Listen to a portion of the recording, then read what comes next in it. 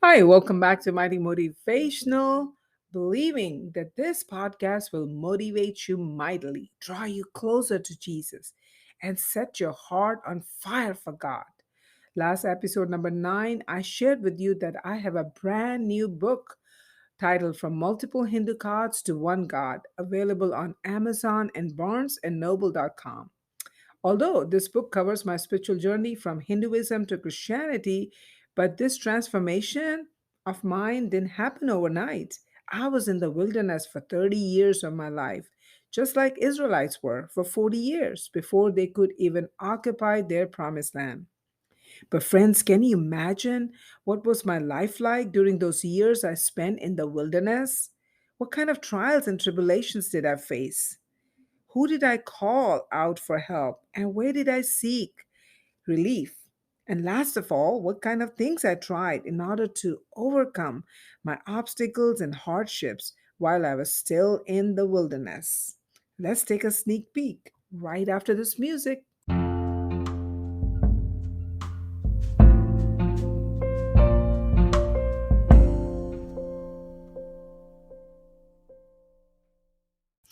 Friends, although the book From Multiple Hindu Gods to One God covers 30 years of my wilderness life, right from the time I was 13 years old until the time I met Jesus in 2011. But the very first chapter of my book takes you right back into the time when I had a near death experience, and this took place in New Delhi, India, where I was born and raised. This incident occurred exactly 1 year prior to me encountering Jesus and accepting him as my Lord and Savior.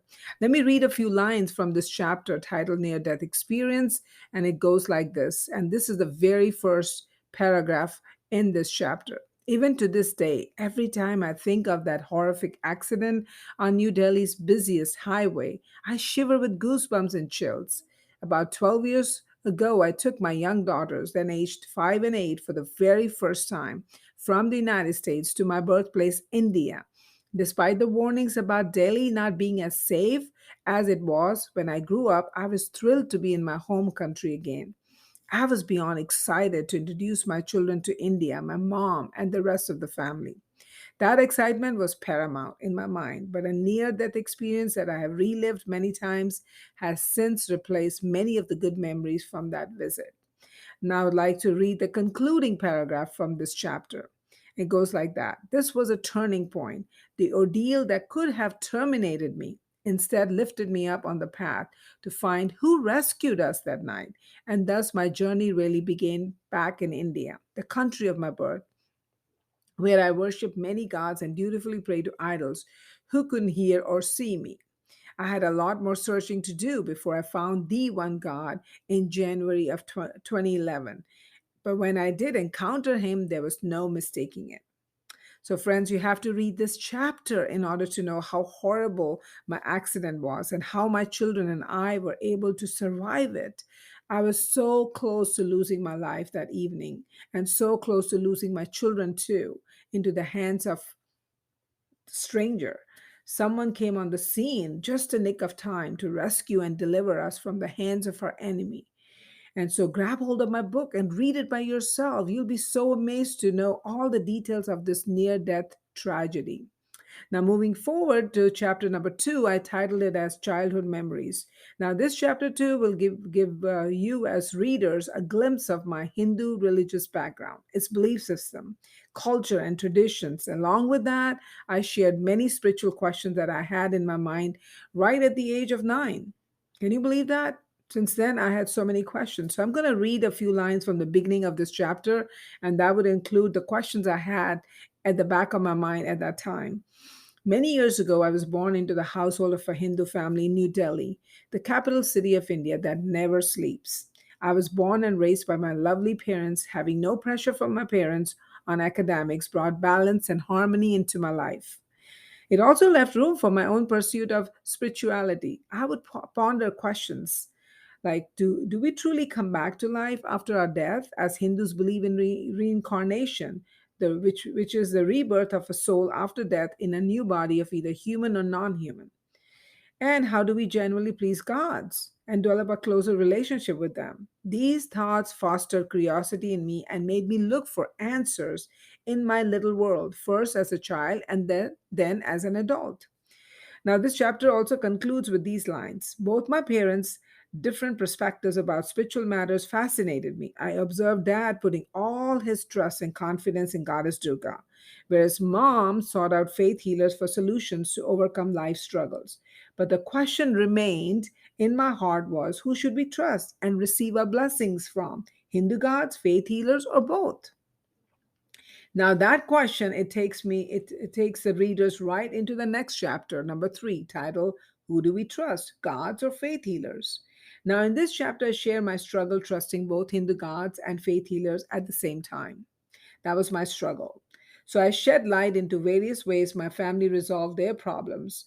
Spiritually, my dad would pray and ask Hindu goddess Durga to intervene and bring healing and deliverance into our cumbersome situations.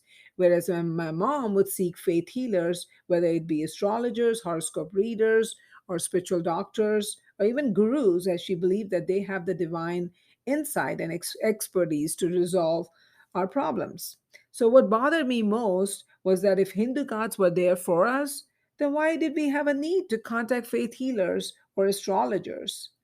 So again, I would just read a few lines from this chapter to give you a little glimpse of what this chapter is all about, and of course, the rest of all the nitty gritty stuff and details you have to grab hold of my book to read and get to know a little bit better perspective on this chapter. In addition, and the lines goes like this, in addition, growing up, I also learned that Hindus believe in karma, which is deed, a system of reward or punishment for one's actions, and samsara, that's a cycle of rebirth, also known as reincarnation. They view pain and suffering from illnesses, poverty, premature death, hardships, incurable diseases, etc., in their current lives as a consequences of bad karma or evil deeds from their past lives.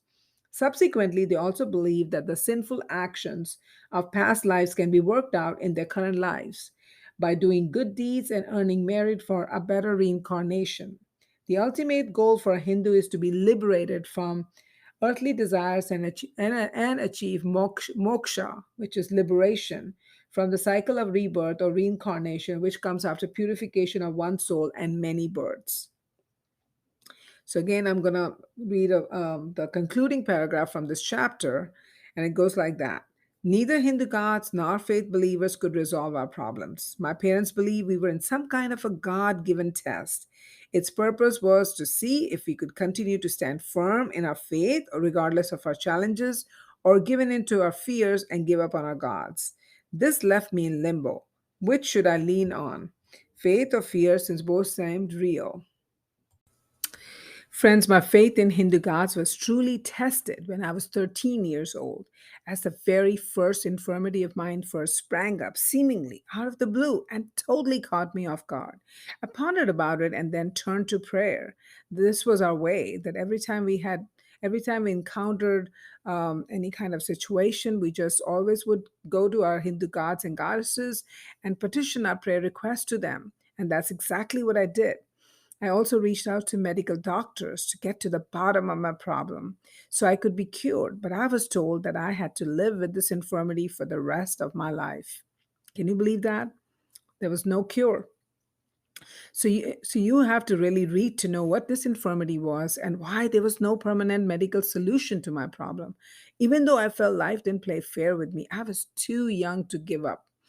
I pleaded my case day and night to my favorite goddess Durga at my home altar, but received no answer or healing from her. Moving forward, I encountered another infirmity, and I mentioned about this in chapter number 5, titled Depression. Just by its name, you know what I dealt with. Along with depression came throbbing headaches. And I talked in detail about what kind of help I sought to overcome my depressing and hopeless thoughts, and including my throbbing headaches. Just to give you a little glimpse of what I wrote in this chapter, and it goes like that. As you know, depression is notorious for sapping one's emotional strength and energy and keeping one locked in the vicious cycle of discouragement, hopelessness, and powerlessness. This was my situation. I was desperate to be freed from its shackles. Despite its crippling impact, depression didn't deter me from my quest to find an answer from either medicine or religion. I still had faith that one or the other would bring me relief from misery. I would just if I would just be patient. My faith at this point may not have been much more than a little glimmer, but it gave me enough determination to move forward. Now, friends, you have to read this chapter to know how I dealt with depression and throbbing headaches. What did I do to overcome my symptoms? Did I finally get relief? And if so, from where? I know, friends, that no one likes to stay in the wilderness as it can be very frustrating, confining, and boring. But believe it or not, this is the only place where we connect to our true identity and get to know our strengths and weaknesses, where we are being tested, no doubt, beyond our imagination, but also given grace to stay put until the very end of our wilderness season. So even if my wilderness season stretched for 30 years of my life, now that I realize it was really worth it after I had gone through so much of stuff, and I will touch everything in this chapter, all these 30 years of my life, wilderness life, and so, what all happened in the wilderness life? These first five chapters that I'm sharing right now in this episode, it just touches the tip of the iceberg. You really have to get into the meat of my book, and so tune into my next episode where I'll let you sneak peek into the meat of my book. When I say meat, I mean the depth of my desperation to come out of the wilderness. Things that I tried to give me relief, but at the end, it got me more entangled, friends, than I realized. All of this is in my book, but I'll let you get a taste of it. So until next time, let the love of God and the hope in the Lord Jesus motivate you mightily.